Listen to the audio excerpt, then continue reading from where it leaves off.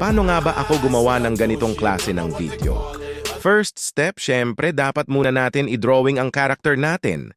Pagtapos natin i-drawing, lalagyan natin ng kulay. Sunod naman natin lagyan ng background. Gawan na lang natin ng separate video kung paano ba ako nagbe-blend ng color ng character ko at ng background para maging match sila ng kulay.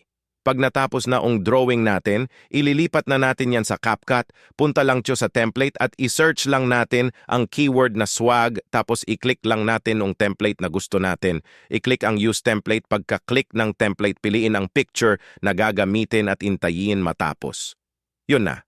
May ganitong video ka na at kung nagustuhan mo ang video na to, huwag mo kakalimutan mag-like, follow at i-share mo na din ang video na ito. Salamat! I smell bullshit, don't know what to call it other than bullshit. Blows my mind, it blows my mind. I smell bullshit, don't know what to call it other than bullshit. Blows my mind, it blows my mind. Yeah.